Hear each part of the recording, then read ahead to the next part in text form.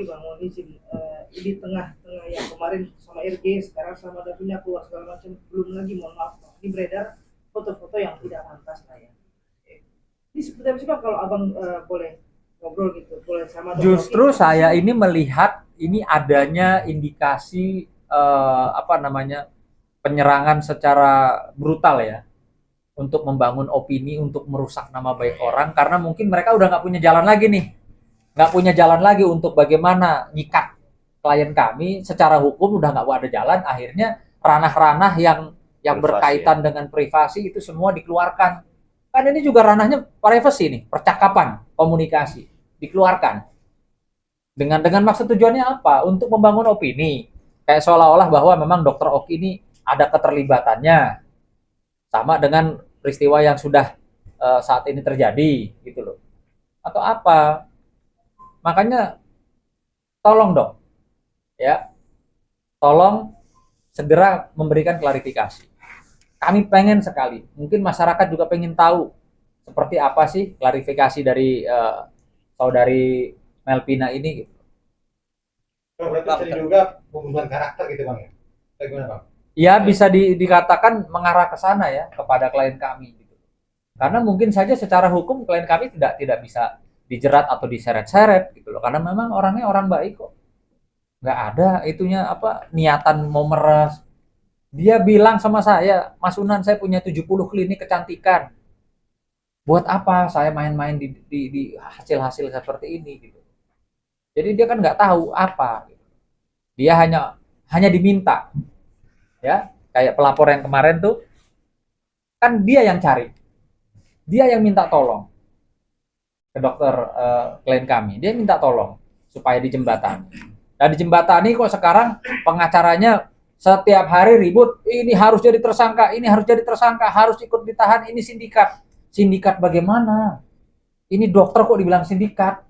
Ini juga dokter bukan dokter abal-abal gitu loh. Kok dibilang sindikat? Jadi juga saya menghimbau lagi nih kepada kuasa hukum pihak pelapor ya, pihaknya DRG itu. Jangan membangun opini, membuat wah ini sindikat. Jadi tidak cukup dengan hanya Nikita Mirzani dan Mail. Jangan begitu. Jangan memaksa-maksain ini gitu loh, situasi. Kalau sindikat, justru yang kami ketahui ada sindikat mafia skincare. Daripada teriak-teriak, istilahnya dokter baik-baik, punya 70 klinik dibilang mungkin sindikat, harus ikut tersangka. Mendingan sama-sama yuk kita berantas nih, mafia skincare. Berani nggak? Gitu loh. Ya kan? Lebih penting kepentingan klien atau kepentingan publik, masyarakat gitu loh. Jangan dibalik-balik lah. Jangan dipaksakan gitu loh. Kalau orang memang tidak menerima uang, orang tidak ada niat untuk bekerja sama untuk memeras kliennya, jangan dikait-kaitkan terus gitu loh. Kayak nggak ada kerjaan lain aja sih. berarti Dokter Oki nggak ada peran apapun Bang ya dalam kasus Niki. Sementara dengan apa yang dia ceritakan, dengan bukti yang ada, ya memang tidak ada.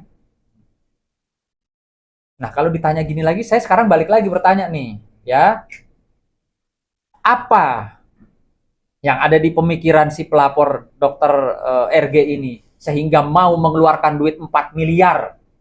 4 miliar loh, bukan 4 juta, bukan 40 juta, bukan 400 juta.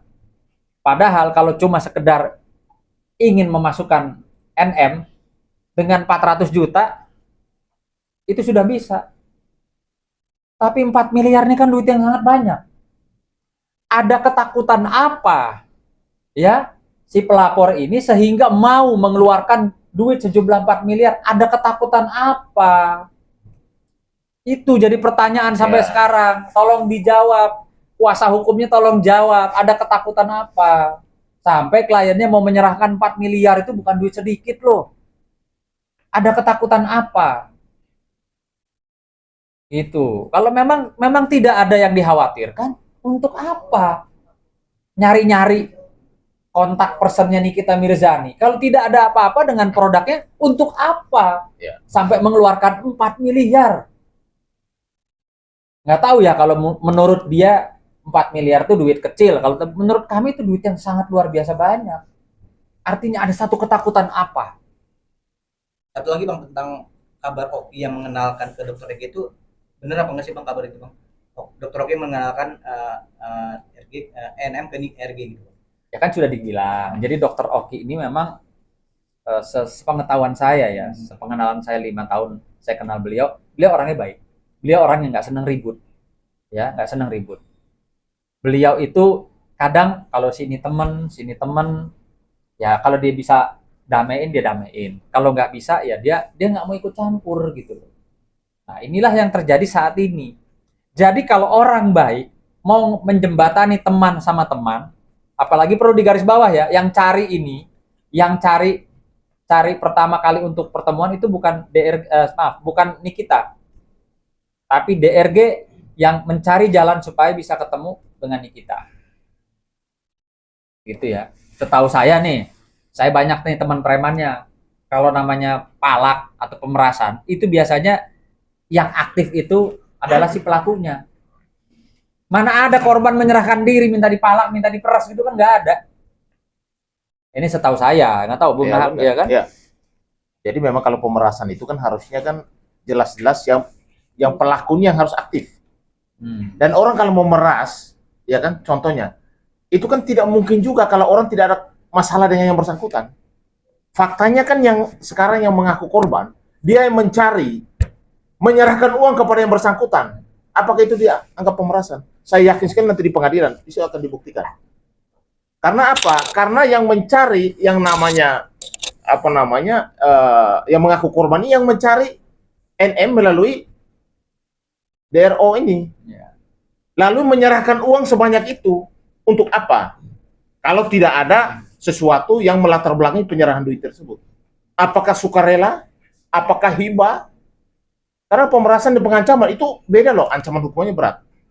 Diancam pakai cara apa? Menurut saya ini perlu dibuktikan. Saya yakin sekali nanti di pengadilan bisa berbalik ini urusan. Kenapa? Karena memang pasal disangkakan menurut kami ini benar-benar sangat merugikan Nikita Mirzani.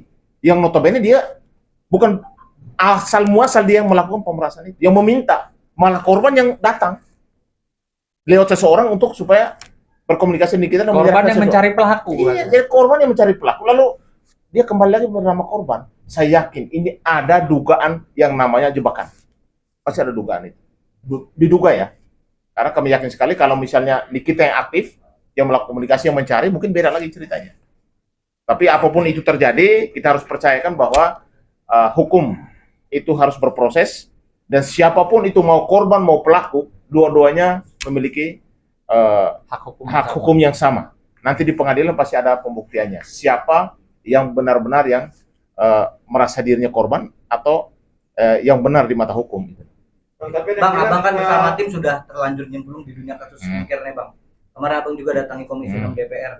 Ini abang seberapa jauh nih memberantas mafia skincare? Apakah khusus di klien abang ini saja, apa semuanya nih? Karena kan semuanya juga agak berkaitan bang ya. Gimana bang? Saya pertama sampaikan bahwa Komisi 6 sangat merespon karena ini kan sudah gaduh.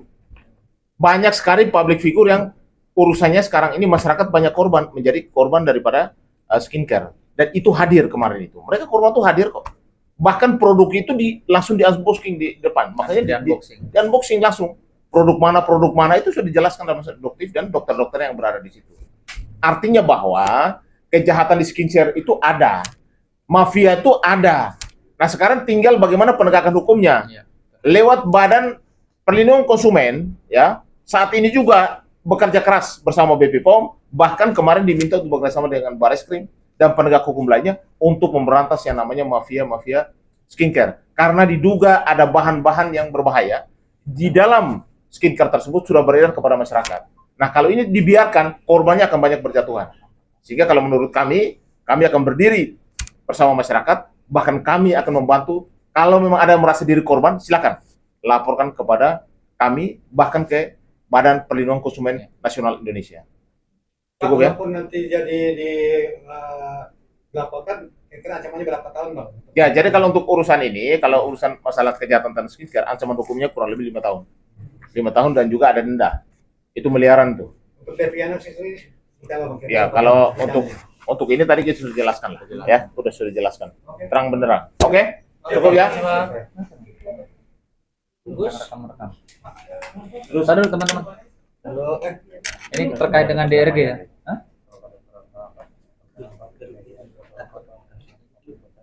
Bacain aja. Ini terkait dengan DRG ya. Rekam-rekam itu ada pasalnya. Jadi terkait masalah merekam-rekam secara diam-diam, kami juga sudah pelajari juga. Yang nantinya apabila itu dilakukan yang nantinya merugikan klien kami, jelas dari perspektif Undang-Undang ITE itu sudah jelas diatur dalam pasal 31 Undang-Undang Nomor 19 Tahun 2016 ya. Jadi di sini jelas merekam secara diam-diam atau kegiatan untuk mendengarkan, merekam, membelokkan, mengubah, menghambat dan atau mencatat transmisi informasi elektronik dan atau dokumen elektronik yang tidak bersifat publik, baik menggunakan jaringan kabel komunikasi maupun jaringan nirkabel seperti pancaran elektromagnetis atau radio frekuensi. Jadi terkait masalah itu, pelanggaran atas intersepsi atau penyadapan ini adalah dipidana penjara paling lama 10 tahun dan atau denda paling banyak 800 juta rupiah. Berbeda kalau memang dari pihak kepolisian maupun kejaksaan memang itu dikecualikan. Jadi kalau masyarakat sipil melakukan merekam cara diam-diam itu sudah jelas hukumannya 10 tahun maupun denda 800 juta rupiah dari perspektif Undang-Undang ITE. Artinya tanpa izin, tanpa kesepakatan. Ya betul, tanpa izin, tanpa kesepakatan mengambil gambar, merekam cara diam-diam. Jadi gitu ya Pak pengacara DRG. Tolong disampaikan ya, diedukasi kliennya bahwa apa yang dilakukan kliennya itu ada dugaan pelanggaran pasal juga ya. Jadi tolong diedukasi, namanya kita ini advokat ketika menangani satu perkara, menangani klien itu namanya penasihat hukum. Jadi ini sudah barusan dibacakan sama Pak Imam bahwa rekam-merekam ya sesuatu yang tanpa hak, tanpa izin itu dapat dijerat dengan undang-undang. Nah, tolong Pak pengacara sampaikan ke Ibu dokter ya bahwa hati-hati dalam rekam-rekam, jangan bilang ya kalau nggak ngerekam nggak punya bukti. Gitu loh ya. Jadi setiap orang ingat punya hak hukum yang sama di Republik ini. Kalau DRG punya hak hukum melaporkan, begitu juga tidak menutup kemungkinan ya pihak yang dilaporkan juga punya hak untuk melaporkan adanya dugaan rekam-rekam tanpa izin. Ya. Gitu. Apalagi sampai beredar di masyarakat. Jangan pakai alasan saya ngerekam karena kan saya buat bukti, buat laporan. Ya, faktanya kan beredar. Benar nggak teman-teman? Beredar kan rekaman suaranya kan? Bocor. Gitu loh. Siapa yang membocorkan? Nanti bisa ditemukan setelah adanya laporan polisi. Gitu Pak Imam ya. Ancamannya juga nggak main-main loh, 10 tahun. Ya. Jadi tolong Pak penasihat hukum diberikan pencerahan hukum. Jangan cuma sibuk. Ini harus ada tersangka lain, ini sindikat, jangan hanya sibuk itu. Jaga juga kliennya. Hati-hati, ini belum ada yang laporin aja nih. Ya kan? Kalau saya sebentar dikasih kuasa untuk laporin, pasti saya laporin tentang rekam-rekam ini. Harus. Ya, oke? Ya, jadi saya juga terakhir ini kepada teman-teman pengacara dari pihak sebelah, jangan suka mengancam-ngancam, suka mendesak pihak kepolisian. Kita ini penasihat hukum, menasihati klien. Kalau polisi punya tugasnya, ya, jangan kita mendahului proses dari pihak kepolisian. Mari kita percaya kepada proses hukum, ya. Kami siap hadapi saudara. Ya, jangan suka ngancam-ngancam ya. Itu. Oke. Oke Bang, berarti ada niatan untuk melaporkan nih Bang? Bisa dong sih kalau negara. Kalau niat pasti ada. Dokter sendiri mau melaporkan nggak, Bang? Tidak menutup kemungkinan, ya. Karena pasalnya ada, ancamannya 10 tahun loh. Jadi mendingan Pak penasihat hukum buka lagi pasalnya, kasih tahu kliennya. Rekam-rekam itu ternyata nggak boleh. Rekam-rekam itu ternyata ada ancaman hukumannya 10 tahun loh undang-undangnya. Gitu. Ya, Bang, seberapa yakin Prof tidak akan jadi tersangka, Bang? Gimana? Seberapa yakin Prof tidak akan jadi tersangka? Karena kan pihak sana akan Anda tersangka. Saudara ini kok klien kita mau dijadikan tersangka oleh siapa? Proses saja belum.